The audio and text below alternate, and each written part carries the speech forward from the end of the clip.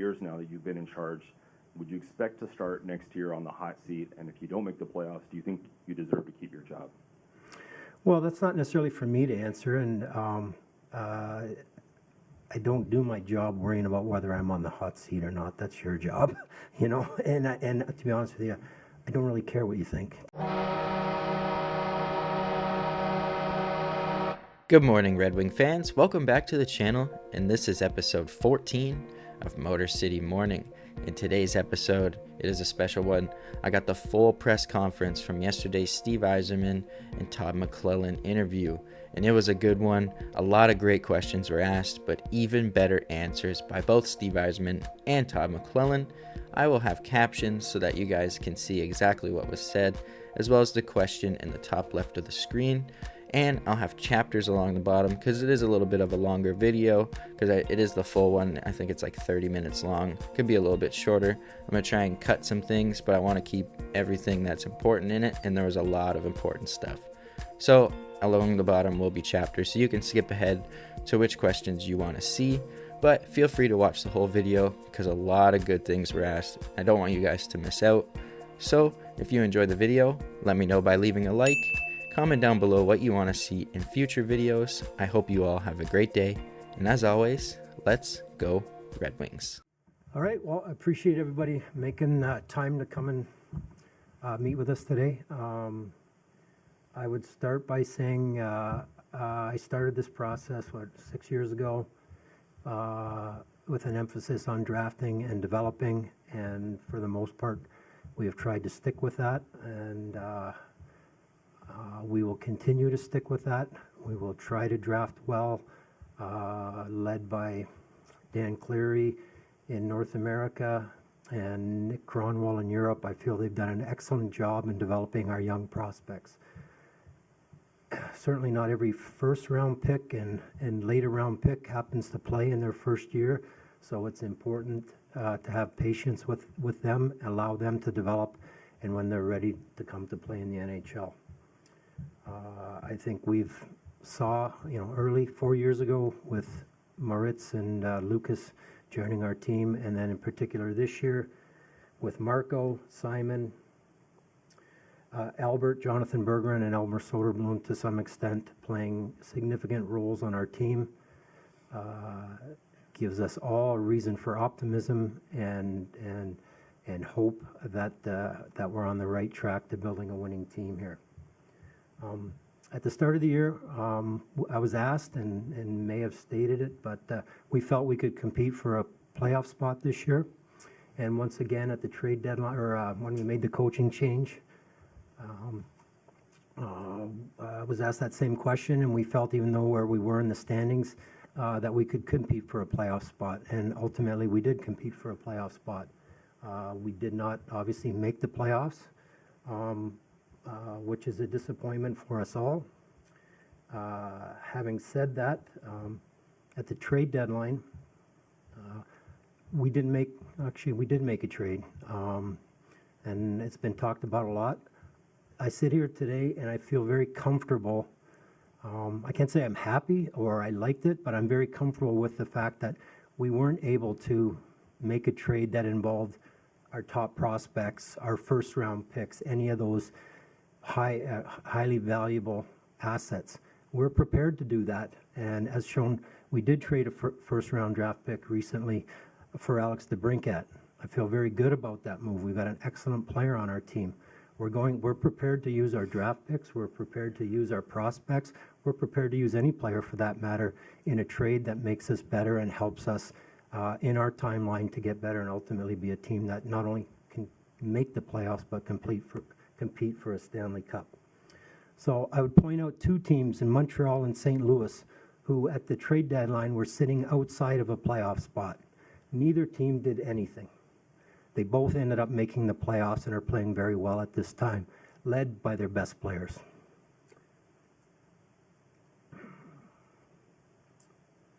At the deadline, we had hoped, as I said, to try and improve our team. There were no good options, and I can't break the confidence of the other general managers around the league and things that we talked about, but there was no deals to bring in anyone of any significance that we really felt would make a difference, not just to make the playoffs this year, but to make us a better team in the long run and to get us ultimately to where we're going to go. So I guess I know it's my responsibility. I'm the general manager of the team. I'm the person who hires the coaches. I'm the person who puts the scouting staffs in place. Ultimately, I agree to the contracts with the agents for these players and whatnot. I'm counting on my staff, on Todd and his staff. I'm counting on our pro and amateur scouting staffs. I'm counting on all of our players, particularly our best players, everyone to do their job and everyone to hold themselves accountable and hold themselves to a high standard. Ultimately, I have to do that with myself, which I believe I do, and we eventually will get to where we want to go. And hopefully, obviously, that's sooner than later. So I want to say to our fan base, I appreciate and have always appreciated the support, whether I was a player here or the general manager of the team, the passion, the knowledge, the history of our fan base. I'm very appreciative of their support and very understanding of the demand and the want for success here, because this fan base expects it. And we are very fortunate as an organization to have a passionate, demanding fan base. So I'll leave it at that and open it up to questions from any and all of you. I mean, it's been talked about since the trade deadline. Obviously, I've addressed Dylan's comments directly with Dylan, and I will not elaborate on that in this room. If Dylan wants to share what I had to say with him, he's more than welcome to. Absolutely. We'll and we've kind of felt that from all along. We're going to look at any good player, any player that can help us in any role. If there's a player worthy of spending whatever amount on that has an interest in playing in Detroit and fits a need for us, absolutely we would try to do that. As I say, we're in a different stage than we were maybe 5 years ago, and that we have a good young nucleus of players, and if we can add to that with a prominent free agent, we'd certainly entertain that. Well, I think we need more depth on our team. We relied, looking at this year in particular, we relied heavily on our power play. We did not score. We didn't get enough offense from say our bottom six group, but we also didn't get enough 5-on-5 scoring from our top six. So how do we address that? Try to get better players. Try to make our players better, and demand that our players that are here, that are under contract, that we have high expectations for, they be better. And what does that mean? How do they do that? They work hard in the off season. They get in better shape. They work at whatever they need to work on. And we've had some players really work at different parts of their game and really show improvement over the last 2 or 3 years. So it's simply having good players, and that's the challenge for us all, is to put together the best team that we can. But I think having more depth in scoring, this team in particular, I think I'd like us to be bigger. Although I shouldn't say bigger, harder, because we are pretty big actually, and I think we can demand that out of our own players, but also bring in some maybe a different mix. And saying all these things, it's difficult to do because every team is looking for players. Maybe I can piggyback on that too. I can't speak for what has happened in the past, but obviously I lived through a March here, and from the time that I got here, this team was very streaky. And when it goes good for this group, coaches included, I'm not excluding us, when it goes good for us, it's going good, and we can get ahead of things. I talked about that during the year, and we feel real good, but it doesn't take much for us to start taking on water, and when that happens, it takes a long time for us to get out of it. And for me, that's mental fortitude, some resiliency that's built into the group. That's driven by us as a coaching staff to put them through it in practice and put them in stressful situations. You could see that we could sustain the good for a number of games and a number of days, find different ways to win when it was going well. When it didn't go well, we scrambled and struggled to get ourselves breathing again. And it happened over days. It happened within games, within periods, within segments of games. And I could list a million, or not a million, a number of times, a number of games where that happened and we couldn't recover. So the mental fortitude, the resiliency has to come from us. We have to drive it. And for me, you'll probably hear me talk about game management until you're sick of it today. And that has to get better. We can't just put our skates on and play the game. We have to manage our way through the game, and playoff teams are doing that right now. No, there will be changes that are coming to the staff. Steve, do you want to deal with that, or do you want me to? You're rolling. Okay, I'm on it. We'll have an announcement going out, but these two are aware that they won't be returning. And Alex Westland as the goaltender coach, LJ Scarpace as one of the video coaches. It might not seem significant in those roles, but those are significant roles. Those are important people in our organization, and those were really good people. I talked about our staff and how they fit in. It's sometimes not a reflection on the job they do, but just something that we needed to do in the coach's room to stir things up. We need better goaltending, and that's not just on Alex Westland. That's on the goaltenders, the head coach, and everybody else that's involved in it. And as far as the video goes, we'll likely look at promoting from within. That hasn't been confirmed yet. But we also want some growth within the organization when people are capable of accepting more. And as we move forward throughout the summer, we'll fill those two spots. Well, I think just to address the pro free agency, I think if you look back, it's been a bit of a mixed bag, and I would look back over the years, the off seasons that we've had. A lot of our shorter term signings have been very good. Some, most of them, played 1-2 years and served a purpose, and for various reasons moved on. Looking back, some of them I wouldn't mind having here now. It's generally, this is a lot of what happens in free agency when you go with these term contracts. You're getting these players on July 1. You're paying a premium for them. And in the NHL, with the salary cap, a player is, you can say you like the player, he's played well or hasn't played well, but you have to take it in relation to their cap number. And within our current team, I have higher expectations. I think we can get more out of some of the players that we've signed in free agency. I expect more from them. They were, and I'm still hopeful that we will get more from them. But if you look back over the course of our free agency, the signings, there's been some that have helped us, and it's been most of the shorter term ones. And will we do anything different?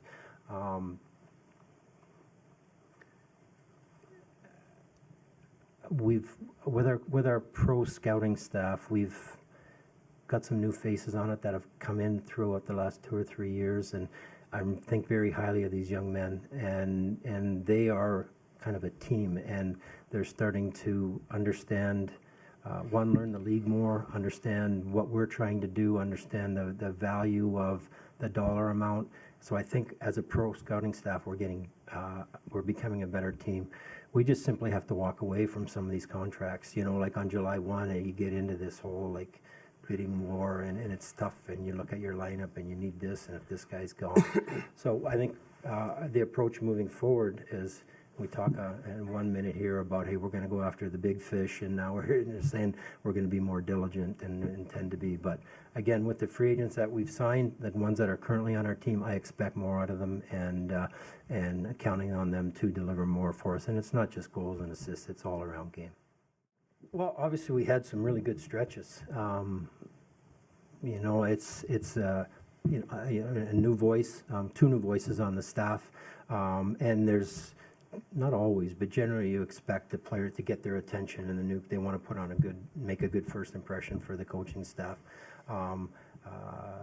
Throughout Todd's coaching career in the NHL, he's worked with some very good teams, very good players, and he's been demanding, and he's pushed them. And I think for the most part, our players responded well to that. As we went down the stretch, the challenge for our players is, can they sustain it? Can you continue to play hard night in, night out? Play when you're tired on the second of back-to-backs. Play when you're not feeling your best for whatever reason.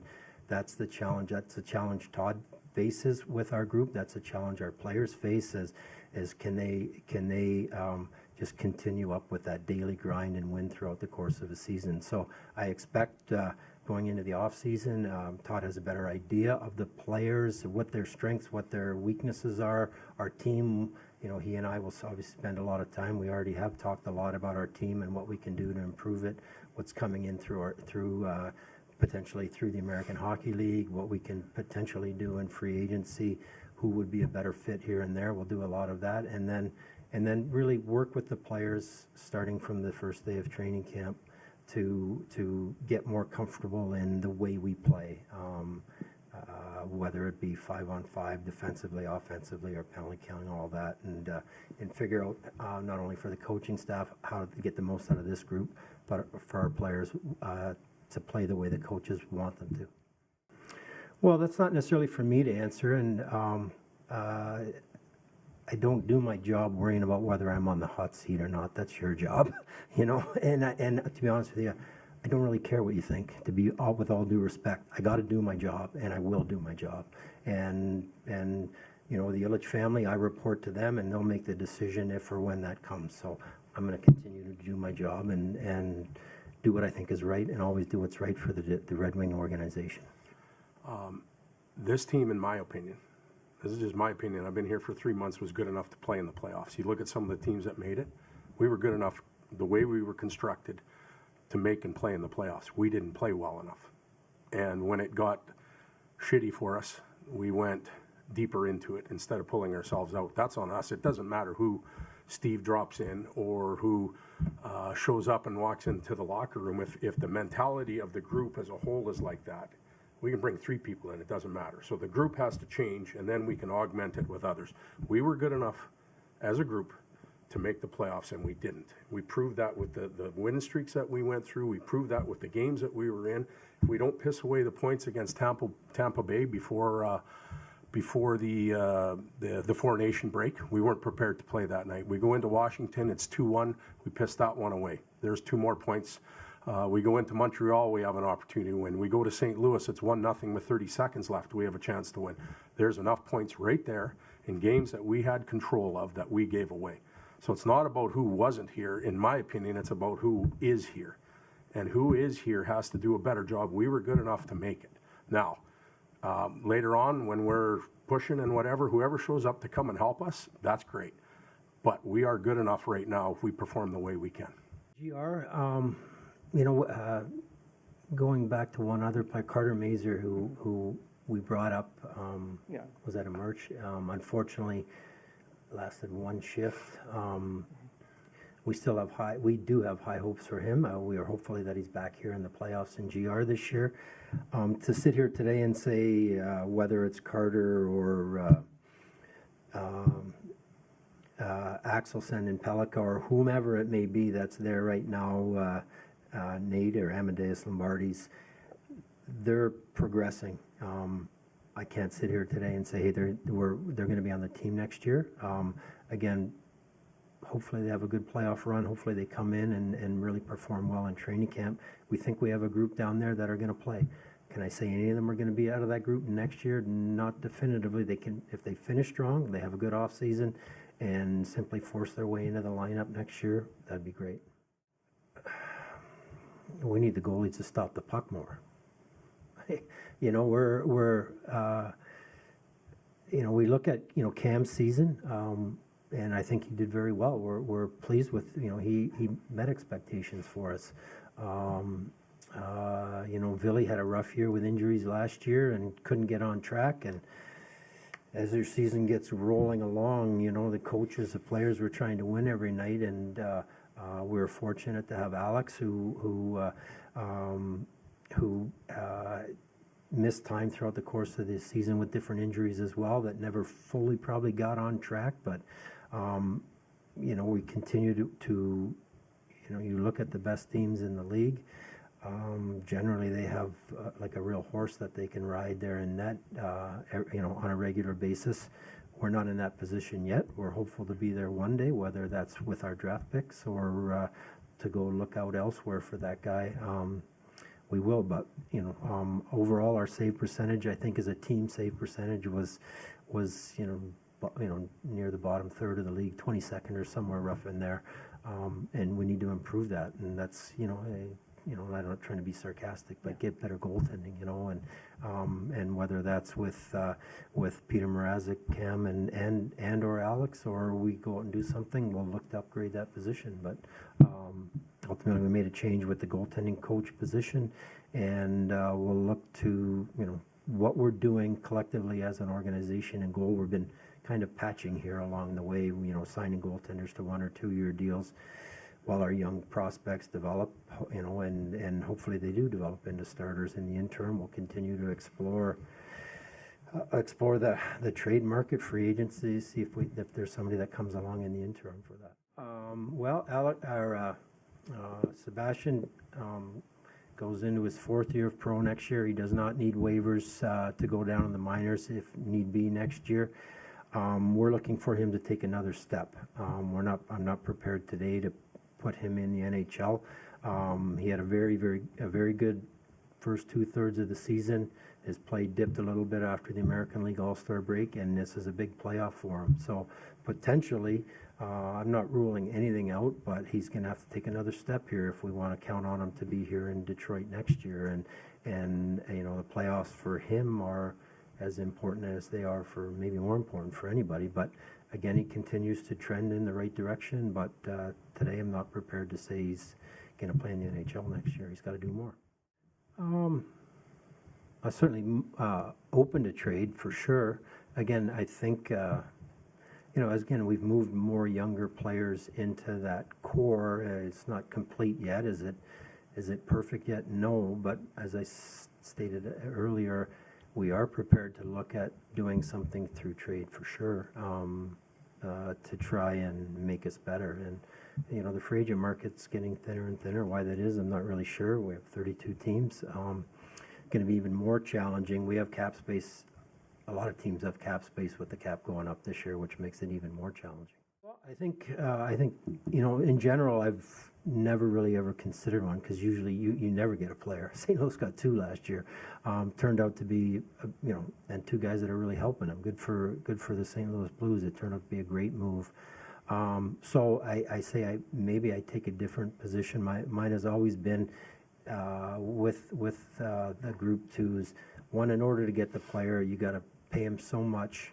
You never end up getting the player. 2, you end up screwing up your own internal payroll, and overpaying players, and it just is upsetting to the staff. But it seemed to have worked well for St. Louis.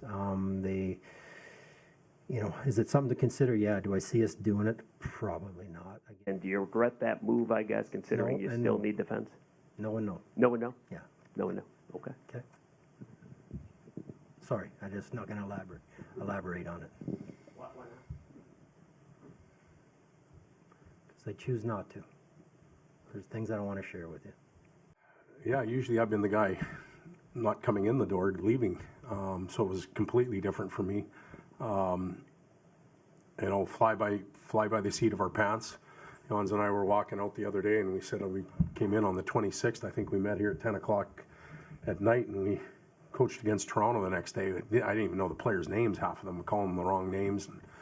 But that wasn't a bad thing, because that just showed that we had a human element to us, that we were human, and coaches are that.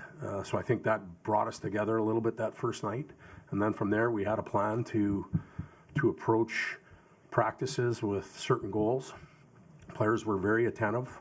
They were hungry. They were willing to learn and adapt, which often happens. They do, they're human beings as well. They take on some ownership with good human beings walking out the door, not necessarily walking in. And, so we had their attention. I think things went fairly well from there. Obviously, the swoon in March was something that we weren't happy with. And then the end of the year, can be a little bit misleading with some of the lineups that we were playing against, and the looseness and the casualness of the group.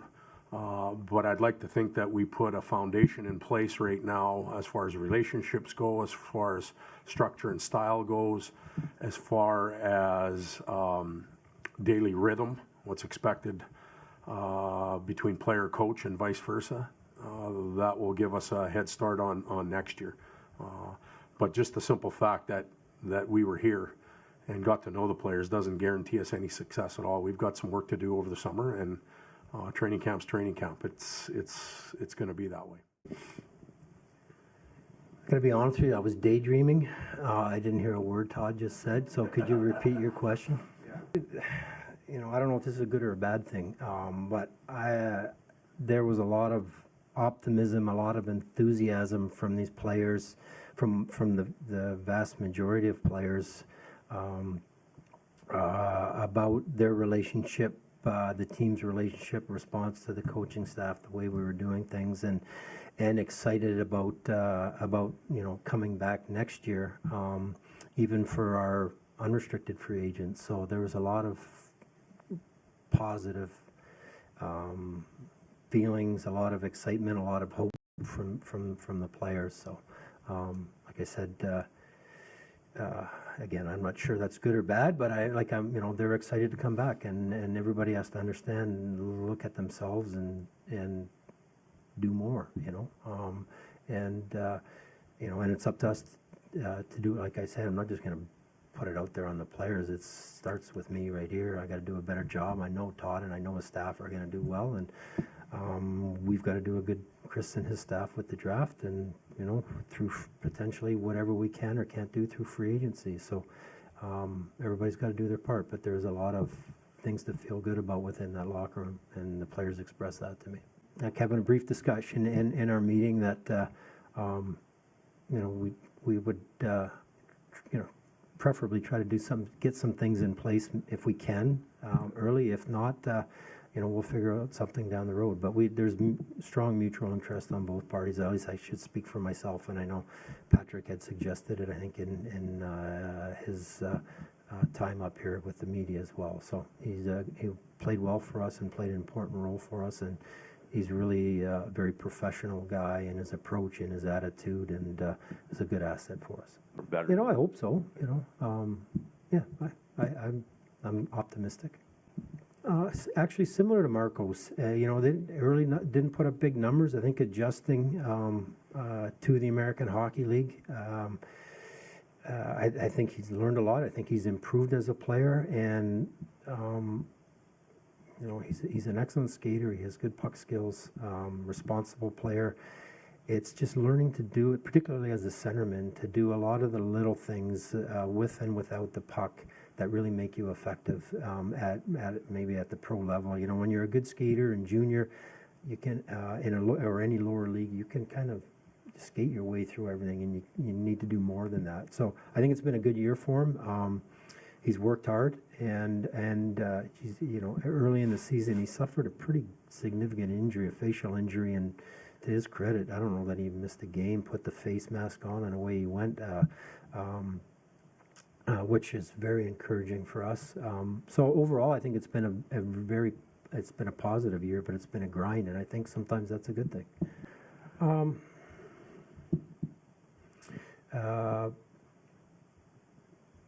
They're different players a little bit. They have different strengths. I would say William, you know, has had a very good year.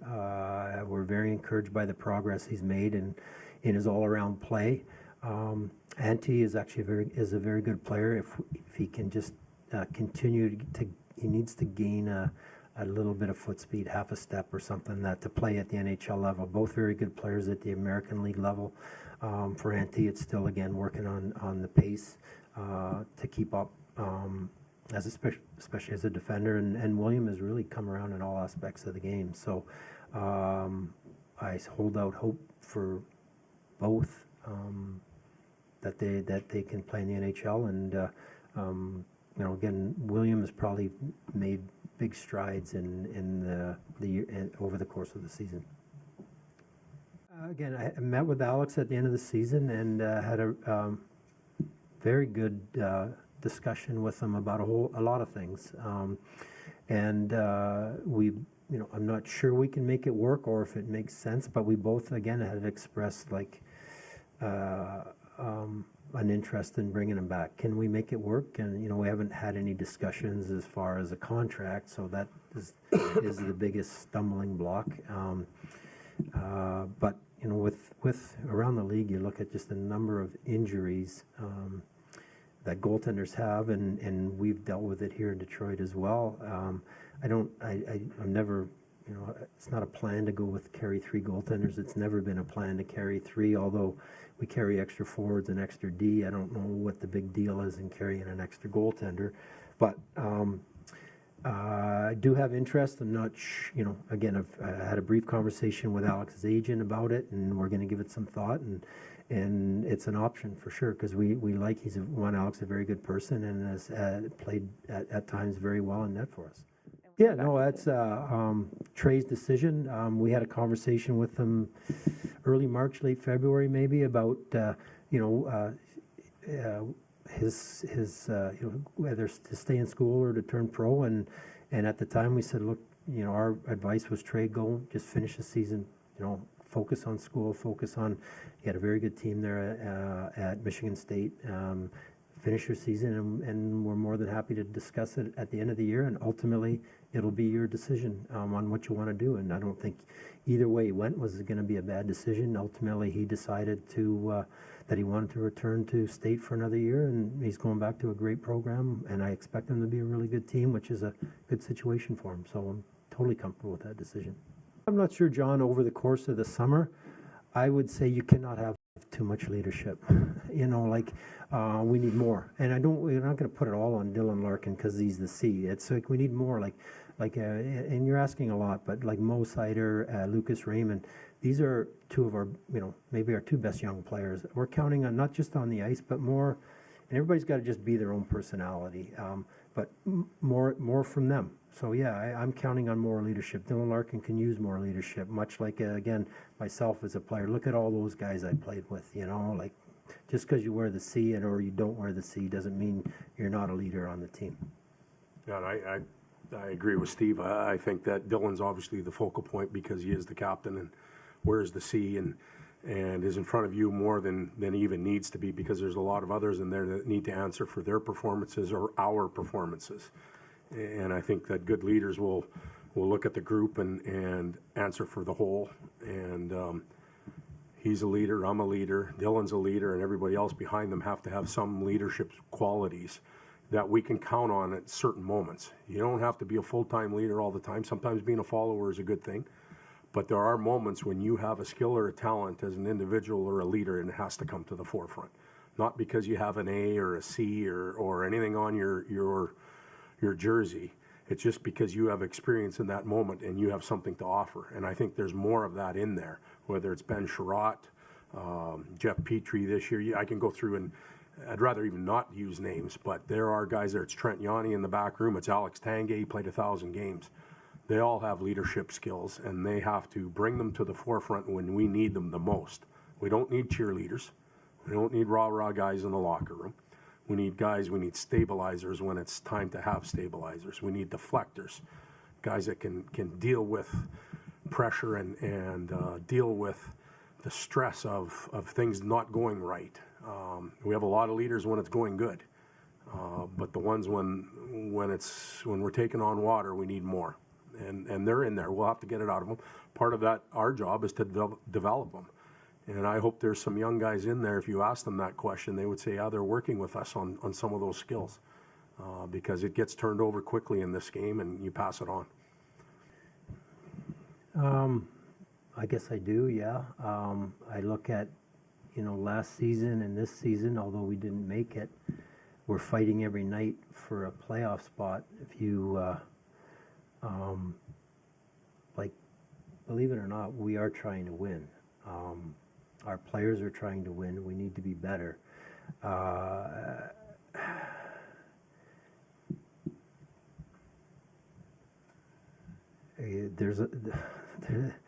trying to give you a good answer. I'm not sure I can come up with one because it's a very good question.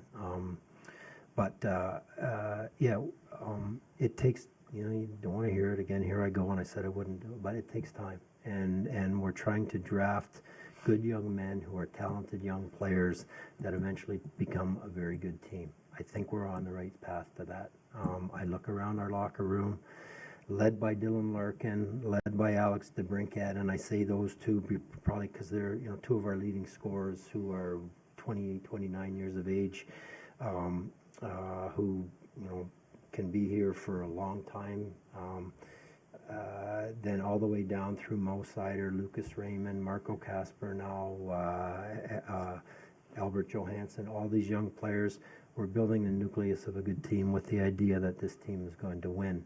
So I don't measure success by making the playoffs one year and bowing out the next year. I consider it being continued success, that you're in the playoffs expected to, and you're trying to win, you're aiming for Stanley Cups. That's what we're trying to do here. So, and to do that, you got to do things, you got to be well run. I know we have world-class top ownership here. It's incumbent upon the hockey ops department, led by me, to do a good job to make sure we don't become a perpetual losing team. And again, you wanted to rebuild 10 years ago after 25 straight years in the playoffs. We're living it now, and it's not a lot of fun. Yeah, I suppose it does. But when you say, like, make substantial upgrades, like, it's easier said than done, like, yeah, we were going to continue to try to get better, to try to keep pace with these teams, and not only them. There's no guarantee like that Florida and Toronto and Tampa are going anywhere from at the top. So yeah, so it's just imperative that we continue to strive to get better and figure out ways to improve our team and bring better players that make us a better team. So yes. And the two guys you brought in last summer, Tarasenko and Gustafsson, just how would you evaluate their seasons relative to your expectations when you signed them? Well, Gustafsson was signed. We weren't able to come to agreement with Shane Gossespierre on a contract. Ultimately, wanted to bring somebody in who could help out on the power play, a role that he played in New York. And as a filler, we expected Mo to play on one of the power play units, as he did. Early in the season, we're carrying 8 defensemen, and as you saw, like Gus is in and out, Albert's in and out, Oli Mata's in and out of the lineup. Wasn't great for any of them. And then once we went down to 7, and these guys got to play more regularly, I think all of their play picked up. And we've talked about it down the stretch when Eric Gustafsson was out. We felt we missed them. We missed his mobility, his skating. We were able to put Simon in there on the power play a little bit and on that second unit, and he did okay. So again, our power play ended up 4th, similar to what it was same spot as last year, 4th. So overall, started slow, but I think it was difficult to be in and out of the lineup, as it was for Albert as well, and once they got to play. So that was good. And overall, I'm satisfied with what we got. Can he do more? Yeah, and I think I expect more of what Gus did in the second half than the first half. Vlad Tarasenko, expect more production out of him. I think his play was better probably than his production, what we'd expect from him. As a goal scorer, I would say he was frustrated not being able to produce, and I think that affected his attitude, it affected his play, and I think, but overall, you try to reassure him that you're doing a lot of good things out there, and don't let the missed chances or the inability to score affect your play. I'm hopeful and expecting him to give us more than he did this year, because I know he can. I believe he's can give us more than what he showed this year. Not anymore. Like I don't think last year, or we'll find out this year, I guess. Early on, when we're a last place team, and we weren't really a candidate. I can't even think of who the top guys were, but depending on what they were trying to do, it depends.